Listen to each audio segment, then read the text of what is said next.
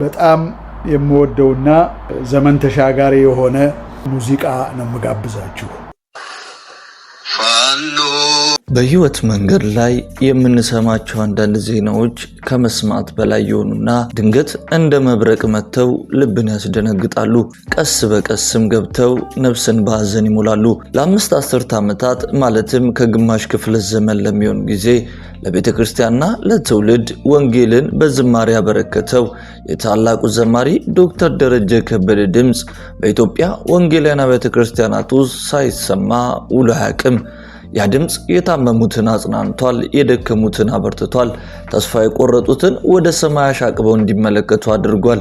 ያ ድምፅ የአንድ ትውልድ ብቻ ሳይሆን የብዙ ትውልዶች መዝገብ ነበረ። ነገር ግን ዛሬ ተወዳጅ ዘማሪ ሌላ ሐሳብና ድምፅ እያሰማን ይገኛል። ባለፉት ሳምንታት እጅግ መነጋገሪያ የነበረው ዶክተር ደረጀ ከበደ በዛሬው ዕለት ደግሞ ሌላ በርካቶችን እጅግ ያነጋገረ አንድን ቪዲዮ በራሱ የዩቲዩብ ቻናል ላይ የለቀቀ ሲሆን ታዲያ ቪዲዮ በማህበራዊ ሚዲያ ላይ ከተጋራ በኋላ መነጋገሪያ በመሆን በርካቶችን እያነጋገረ ይገኛል። በተለይ ደግሞ አንድ ሙዚቃ ልጋብዛችሁ በማለት ዘማሪው አንድ ሙዚቃን ያጋራ ሲሆን በርካቶች እንዴት ደረጀ ዘፈንን እንደዚህ በግልጽ ይደግፋል እያሉ ሐሳባቸውን እያስቀመጡ ይገኛሉ። በዚህ ጉዳይ ላይ ታዲያ በርካቶች በደሬ ጉዳይ ልባችን ተሰብሯል፣ ጥያቄዎቻችን በስተዋል፣ ዛሬ የምንወደው የምናከብረውና በጸሎታችን የምናስበው የጽኑ አምድ ሲናወስ ስናይ እንዴት ብለን ለመጠየቅ እንኳን አንደበታችን ተሳስሯል እያሉ በስፋት እየተናገሩ ይገኛሉ። ዶክተር ደረጀ ከበደ የሚለውን ስም ስንጠራ ወደ አእምሯችን የሚመጡት የቆዩና ጣፋጭ የሆኑ የዝማሬ ትዝታዎች ናቸው።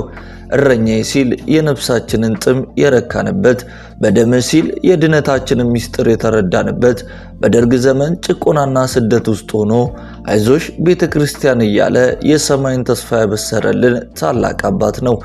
ከ50 ዓመታት በላይ በጌታ ቤት መቆየት ቀላል አይደለም። በብዙ ፈተናዎች በብዙ ውጣ ውረዶች አልፎ እዚህ የደረሰ ሰው የብዙዎች አርአያ መሆኑ የግድ ነው።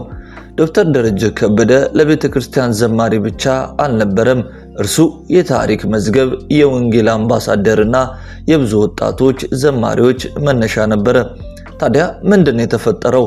ያ ሁሉ ቅባት፣ ያ ሁሉ ጸጋ፣ ያ ሁሉ ዝማሬ፣ ያ ሁሉ አገልግሎት ዛሬ ለምን የውይይትና ለበርካቶች የግራ መጋባት አጀንዳ ሆነ? በዛሬው ዕለት በዶክተር ደረጀ ከበደ የዩቲዩብ ቻናል ላይ የተለቀቀው ቪዲዮ ብዙዎችን ከመቀመጫቸው ያስነሳና ልብን የሚሰብር ነበረ። ሙዚቃ ልጋብዛችሁ በሚል መንፈሳዊ ያልሆነን ሙዚቃ ለተከታዮቹ ሲያጋራ ብዙዎች አይናችን እያዩ ያለው ምንድነው ብለው ራሳቸውን እየጠየቁ ይገኛሉ። ጉዳዩ የሙዚቃው አይነት ብቻ ግን አይደለም። ጉዳዩ ካለፉት ሳምንታት ጀምሮ በዶክተሩ አንደበት የሚወጡት ንግግሮች፣ የፖለቲካ ትንታኔዎችና በቤተ ክርስቲያን ላይ የሚሰነዘሩት ጠንከር ያሉ ሂሶች ጭምር ናቸው። ብዙዎች እንደሚሉት በንግግሮቹ ውስጥ ረጅም ዘመን የቆየ ቂም፣ እልህና ብስጭት ይስተዋላል። ሰው ሊደክም ይችላል ይላሉ ብዙዎች። እውነት ነው፣ ማንም ከድካም ነፃ አይደለም። ነገር ግን የአንድ ትውልድ መሪና አርአያ የሆነ ሰው ሲደክም ድካሙ በራሱ ላይ ብቻ አይወሰንም፣ የሚከተሉትን ሁሉ ይዞ ወደ ጥልቁ ይወርዳል። በማህበራዊ ሚዲያ ላይ የሚሰነዘሩት አስተያየቶች በሁለት ጎራ ተከፍሏል።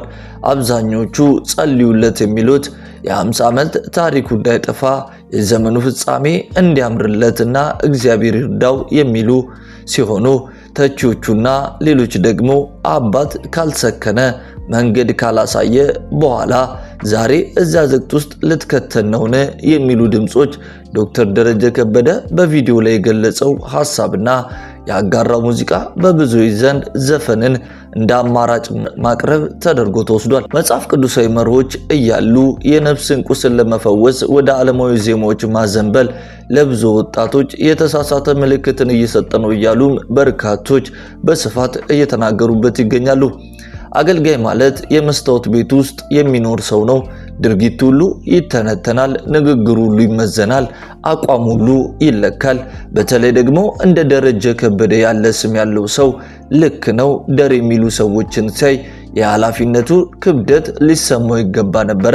ቂም መያዝ ሰብአዊ ባህሪ ሊሆን ይችላል። ነገር ግን ቂምን ወደ አደባባይ አውጥቶ ለሌላው መሰናከያ ማድረግ ግን ከመንፈሳዊ ብስለት ጋር እጅግ የሚጋጭ ነው እያሉም እየተናገሩ ይገኛሉ። የአባቴን ፍቃድ ይል የነበረው ኢየሱስ በማንኛውም መድረክ ላይ ዝምታን ወይም ተገቢውን ቃል ይመርጥ ነበረ። እኛስ ካሜራና ማይክ ስላገኘን ብቻ መናገር ያለብንን ሁሉ መናገር ይገባናል ወይ እያሉም በርካቶች እየተናገሩ ነው። ውድ የክርስቲያን አዲስ የዩቲዩብ ቻናል ቤተሰቦቻችን የዛሬው ዝግጅታችን እንግዲህ ዓላማው ሰውን ለመክሰስ ወይም ደግሞ ለማሸማቀቅ አይደለም። ይልቁንም ቆም ብለን እንድናስብና ራሳችንን እንድንመረምር ነው። ታላቁ ሐዋርያው ቅዱስ ጳውሎስ በአንደኛ ቆሮንቶስ መጽሐፉ በ10:22 ላይ ምዕራፍ 10 ቁጥር 12 ላይ እንደዚህ ይላል፣ ስለዚህ ቆም ያለ የሚል እንዳይወድቅ ይጠንቀቅ። ይህ ጥቅስ ለዶክተር ደረጀ ብቻ ሳይሆን ለእያንዳንዳችን ይህንን ፕሮግራም ለምንሰማ ሁሉ ነው። ማንም በራሱ ጽናት የቆመ የለም። ዛሬ የምናደንቃቸው ተራሮች ነገ ሊናዱ ይችላሉ። ዛሬ የምንሰማቸው ዜማዎች ነገ ሊለወጡ ይችላሉ። ለዶክተር ደረጀ ከበደ ማድረግ ያለብን ትልቁ ነገር ጸሎትና ጸሎት ብቻ ነው። ምክር የማይመልሰውን ዕውቀት የማይገታውን የነፍስ ስብራት የሚጠግነው የእግዚአብሔር ጸጋ ብቻ ነው። ግማሽ መንገድ መጥቶ መውደቅ የታሪክ ጠባሳ ነው። ሩጫውን በድል እንዲጨርስ አምላክ ወደ ቀደመው ፍቅሩና መስመሩ እንዲመልሰው አጥብቀን ልንጸልይለት ይገባል እያልን እንደ አንድ ክርስቲያን ሚዲያ መልእክታችንን ለማስተላለፍ እንፈልጋለን። በተጨማሪም እኛ የምናያቸውንና የምንሰማቸውን ነገሮች በጥንቃቄ ልንመርጥ ይገባል እንላለን። ዓለም የተሰበረች ናት። ሰዎች ይደክማሉ። መሪዎቻችን ሲሳሳቱ እኛም አብረን እንዳንጠፋ መሰረታችንን በሰው ላይ ሳይሆን በክርስቶስ ኢየሱስ ላይ ልናደርግ ይገባል። የምንሰብከው ስብከትና የምንዘምረው ዝማሬ በሕይወታችን የተፈተሸ ካልሆነ ድምፅ ብቻ ሆኖ ይቀራል። የግድ ማገልገል አይጠበቅብንም። ዓለም በእኛ አገልግሎት ላይ አልተንጠለጠለችምና። ነገር ግን ካገለገልን የምናምንበትንና የምንኖርበትን ብቻ ይሁን። ለሌሎች መሰናከያ ከመሆን ዝምታ ይሻላል። ሁሉንም ነገር ለእግዚአብሔር ክብር አድርጉት እንደሚል መጽሐፍ ቅዱስ አምላክ ዶክተር ደረጀ ከበደን እንዲረዳው እኛም በቆምንበት እንዲያጸናን መልእክታችን ነው። የዛሬው ፕሮግራማችንን በዚሁ አጠናቀቅን። አብራችሁ ስለነበራችሁ እናመሰግናለን። በያላችሁበት የዓለም ስፍራ ሁሉ ሰላም፣ ጤና፣ ፍቅር የጌታ ኢየሱስ ክርስቶስ አብሮነት ከሁላችሁ ጋር ይሁን እያለን የዛሬ ፕሮግራማችንን በዚሁ አጠናቀቅን። ቸር ሰንብቱ።